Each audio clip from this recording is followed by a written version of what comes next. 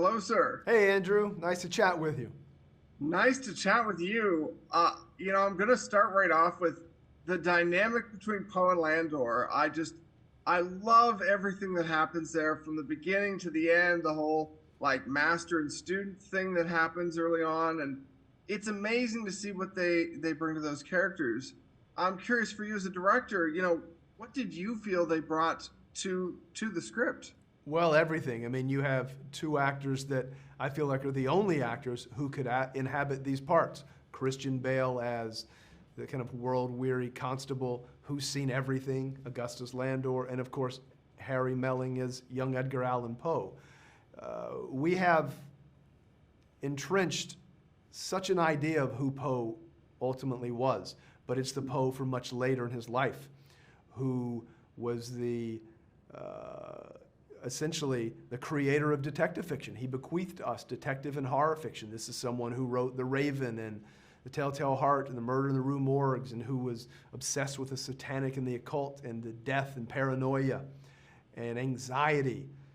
But this is a film that's essentially an Edgar Allan Poe origin story.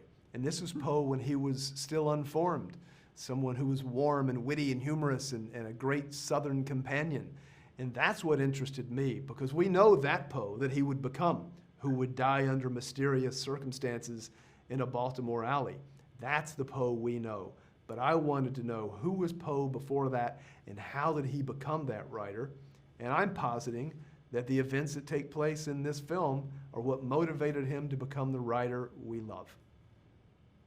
Well, and I was just speaking to Christian, Harry, and Christian mentioned that you had come to him with this story 10 years ago. That's right. So I'm curious, did anything change in that time, or Yes. what was it like bringing it to fruition finally? Christian grew in perfectly into the world-weary detective, because he was a bit too young at the time, and he was too old to play Poe. And he and I then went off to make a Western called Hostiles, and I made a couple of other films. And then I dusted this off, and I resent it to him, tailored it for him as he had aged, and I'd got to know him, and our friendship deepened. And he said, man, this is bloody good. Let's make it. And off we went. That's amazing.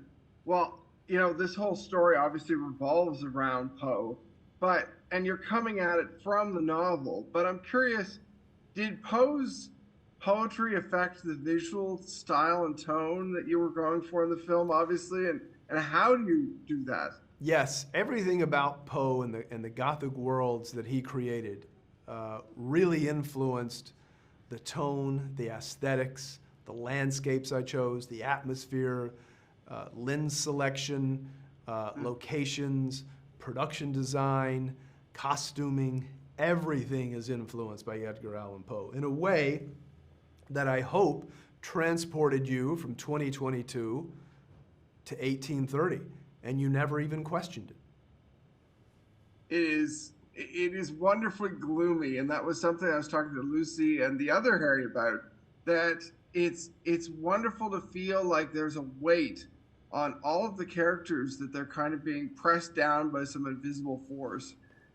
And they attribute a lot of that to the script. I'm curious for you, building out, going through the editing process and everything else, how do you envision that when you're actually going through the editing and everything else? Yeah, that's a very keen observation, because I wanted it to feel almost like a vice, everything that's oppressing everyone, and that starts to close in on them very slowly, because this is a film that requires very patient and careful viewing, and probably will be even richer upon a second viewing.